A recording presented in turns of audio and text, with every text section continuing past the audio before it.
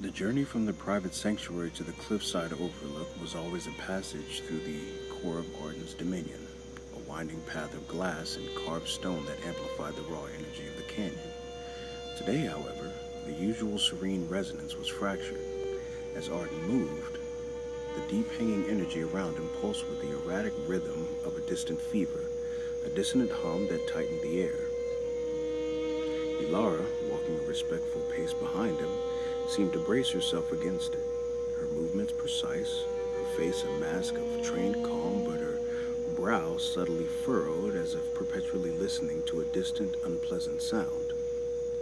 They traversed shimmering glass bridges that spanned dizzying drops, offering glimpses of verdant ledges where ancient trees clung, defying gravity. Waterfalls, some visible as distant silver ribbons, some only heard as a thunderous roar, cascaded down unseen cliffs, their immense key flows disrupted by the wider energetic chaos.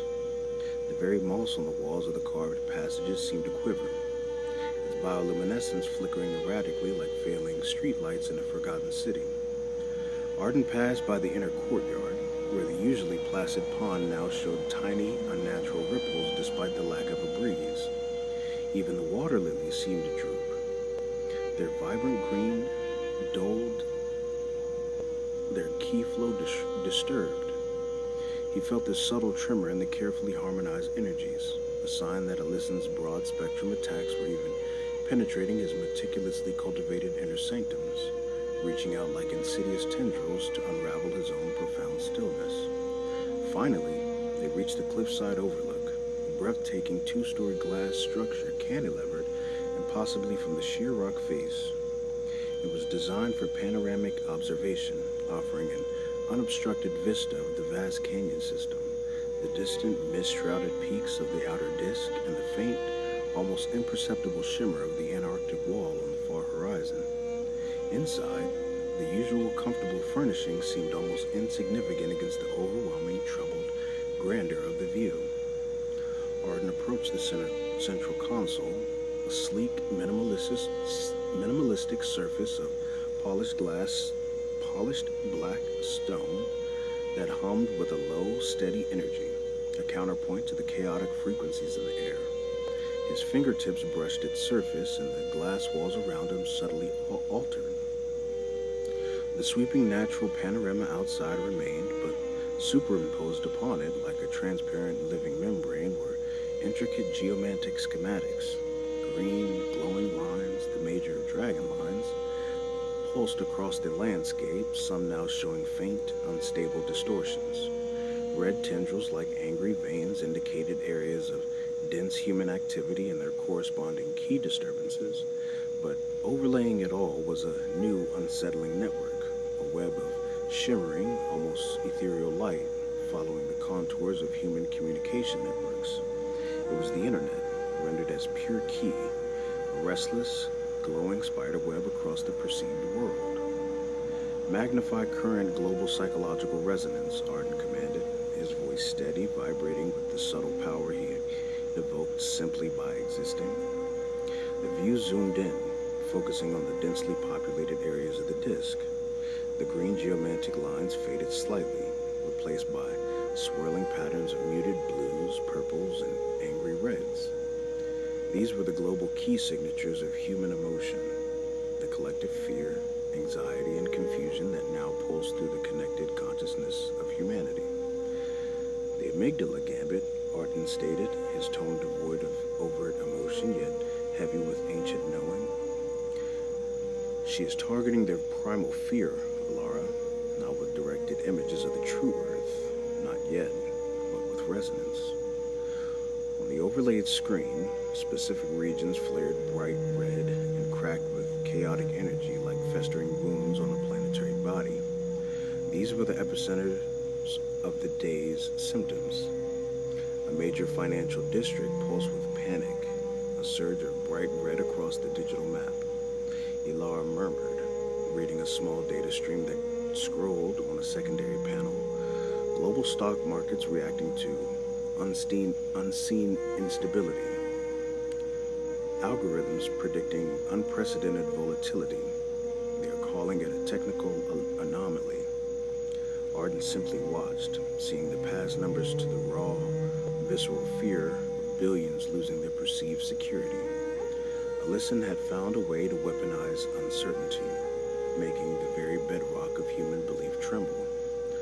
A densely populated urban area miles away on the disk, swirled with a vortex of agitated purple and blue, indicating widespread anxiety and confusion. On the data stream, news feeds scrolled past, filled with reports of mass public delusions, collective hallucinations of impossible architectures, figures in the sky, a sense of unreality spreading through public forums, Ilara reported, her voice strained, bordering on a whisper of awe and horror. This was the deeper horror. Alyssin wasn't just showing them a lie, she was making them feel the lie, subtly eroding their mental fortitude by exposing their subconscious to glimpses of the truth they couldn't consciously process, a truth their minds were not yet equipped to handle. Then, the focus shifted to a particularly jagged, violent cluster of red near the perceived edge of the disk, bleeding into an almost black void. Localized atmospheric disturbances, extreme weather shifts, bizarre gravitational anomalies reported by scientific outposts, Ilara continued, her voice gaining a desperate edge. The wall itself is reporting critical strain on its primary key conduits. This was Alyssin physically testing the boundaries of the great geomantic prison. She was not just leaking information, she was physically poking at the very edges of Arden's meticulously maintained illusion, pushing the very limits of the weave. Arden watched the screen for a long moment, the chaotic internal rain reflecting in the glass around them, each drop a tiny, distorted world of its own. He saw the threads of Alyssin's weave, intricate and cruel. She was exploiting the very interconnectedness the Syndicate had cautiously allowed to flourish, transforming the global internet not just into a conduit for information, but for raw, unfiltered planetary key.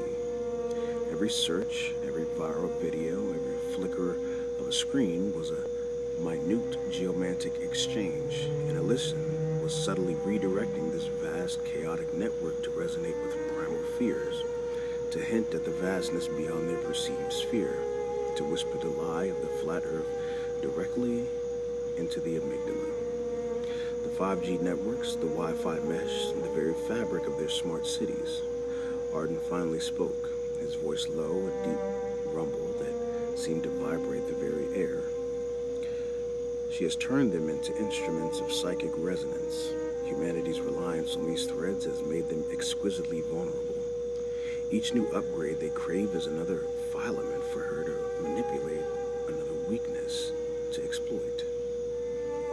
Ilara shivered, despite herself, hugging her arms tightly across her chest. They call it technological advancement. They celebrate it, they reach for it, not knowing it's a leash. Ignorance is not bliss, Ilara, merely a delayed reckoning, Arden stated, his gaze unblinking.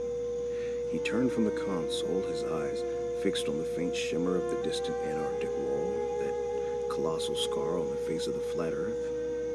The Syndicate believes they are still in control, that their round Earth sigil is unviolable. They have grown arrogant in their millennia of unchallenged weaving, blinded by their own cleverness. A faint, bitter smile touched his lips, a rare expression that did little to soften the ancient power emanating from him, serving only to make him appear more alien.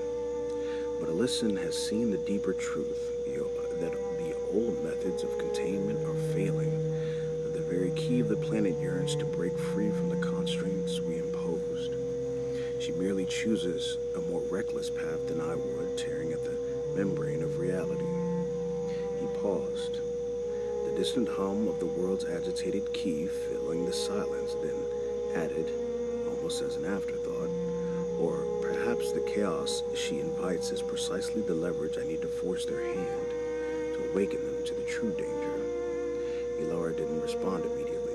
She knew Arden's intentions were always planetary, his righteousness absolute, methods were often devastating to the human scale.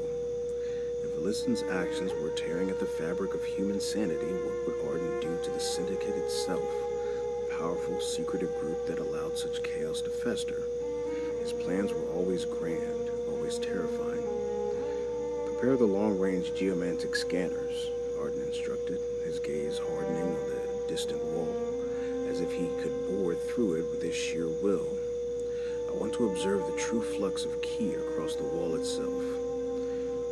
Alyssin is not merely stirring chaos on the disk, she is probing for weakness in the ultimate barrier. And if she finds them, if she creates a breach, the true reckoning will begin, not just for humanity, but for the very existence of a planar world. He turned back to the pulsating geomantic display, the digital scars on the human landscape reflecting in his ancient eyes. The deep hanging energy around him settled, not into calm, but into a potent, coiled readiness, like a primordial serpent preparing to strike. The game had truly